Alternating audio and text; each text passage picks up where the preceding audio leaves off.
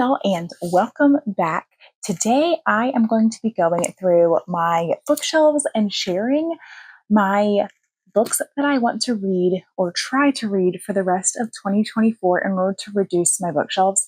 My physical TBR has gotten up to close to 150 books, if not more. And so I'm hoping that through the rest of 2024, I can get that number down closer to 100. My goal is to be at 100 or less. But if I'm somewhere close, that is way better than where I currently am. So I figured today I would go through the books that I am putting kind of at like the top of my TBR, like top shelf TBR, the ones that I will grab for the rest of the year, or at least I hope that I will grab for. So I've separated them out by month, and I figured I would just go through and kind of list them off since we are going through about 50 books. I'm going to kind of try to make this fast. So let's go ahead and just rapid fire through. For the month of August, I kind of chose more of a beachy theme. I wanted to try to read a lot of the books that are kind of summery since it is still pretty summery here in August. It's very hot. It is, So anyway, the books that I chose for August are Michelle Campbell's A Stranger on the Beach, Jeannie Colgan's The Endless Beach. I actually got this when we were in Aruba via book exchange at our resort.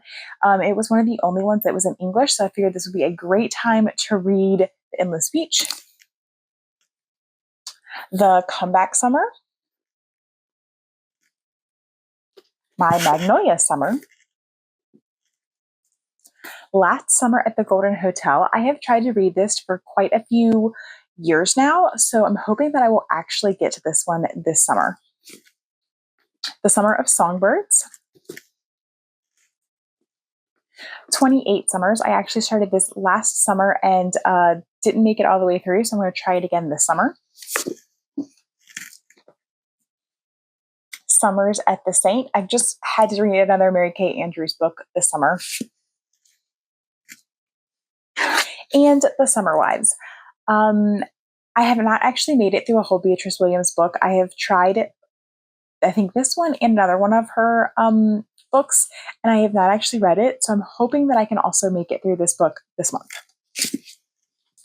Okay, so that was my predictions for August. We'll see if I can make it through all of them or what I actually end up reading. And so now moving on to September, I felt like in September I might want to have a little bit more magical realism, kind of getting into that fall mood, but not quite like spooky season yet.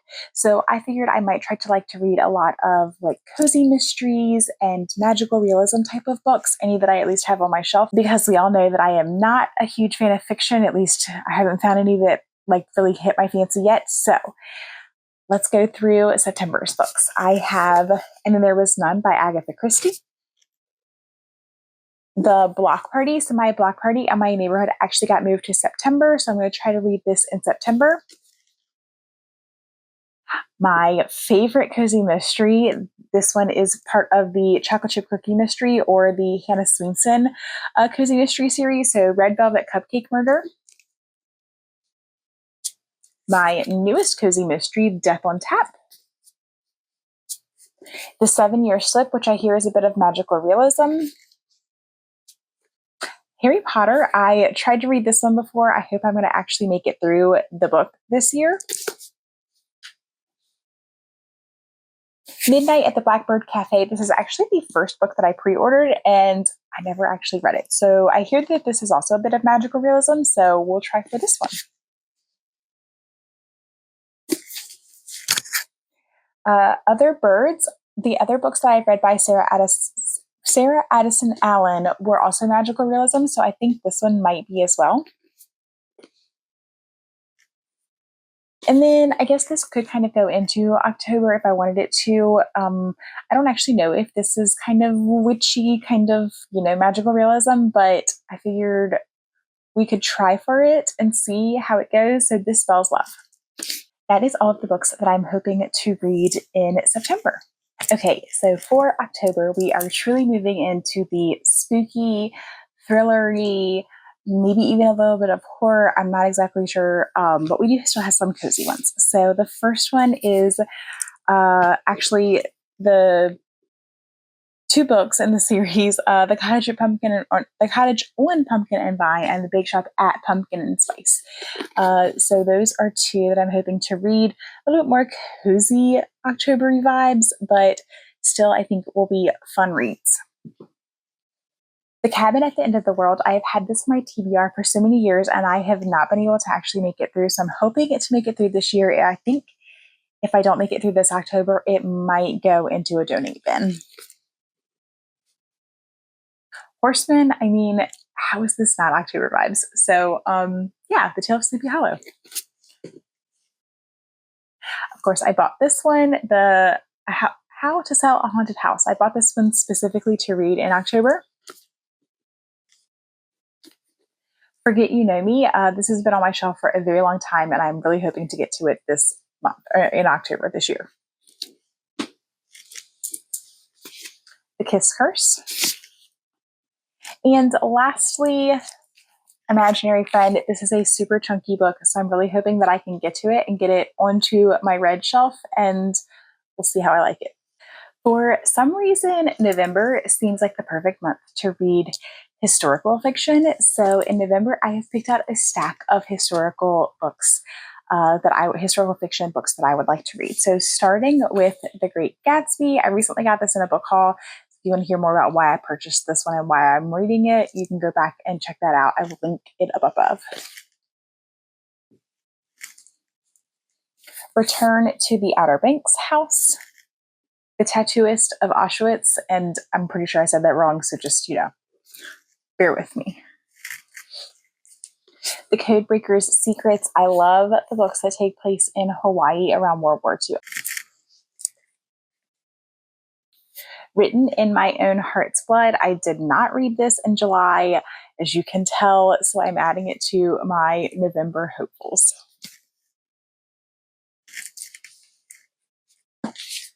All the Light We Cannot See. I've heard great things about this one, so I can't wait to read it.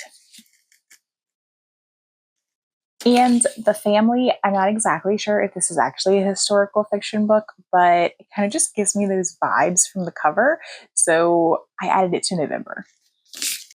And of course, for December, I am going for mostly holiday winter-themed books, so let's start with the Christmas. We have Bringing Me Home for Christmas. This is in the Virgin River series. Again, My Kind of Christmas, also the Virgin River series. A Lighthouse Christmas. The Gift of Love. I love Debbie Macomber's Christmas books. These next two, I'm really hoping that they don't make me cry. I feel like these books by this author are just like really sad Christmas books. Maybe I have that mistaken. We'll see when I actually start reading them. But I have The Christmas Table and The Christmas Star. Let's hope I don't cry with these. Merry and Bright by Jill Chavez. The Family You Make. I have no clue if this is actually Christmassy, but it has snow on the cover, so I figured it would still be perfect for December.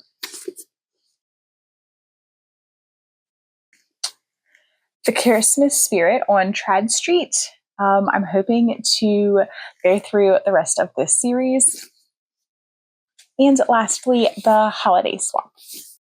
So far, we have about 43 books, so I decided to pull a few more that were just like general I could sprinkle in if I, didn't feel like reading the other ones that I picked out specifically for a month. So I have Sunset Point in the Virgin River series, Midnight Promises in the Sweet Magnolias series, two of the books remaining in the I don't even know what series this is called. So it's The Attic on Queen Street and The Return to Trad Street. It's in the same series as The Christmas Book by Karen White. My Name is Memory. This book has been recommended by Monica, my friend, and she keeps telling me that I really need to read it. So I'm actually going to try to read it this year. Return to Virgin River. And just in case I want a little bit more Bridgerton in my life, Because of Mrs. Bridgerton, which is a prequel. So those are all of the books that I am hoping to get to for the rest of 2024. let's see if I can make it and get a good shelf reduction going on. Thank you for joining me this week, and I will see y'all again next week. Bye, guys.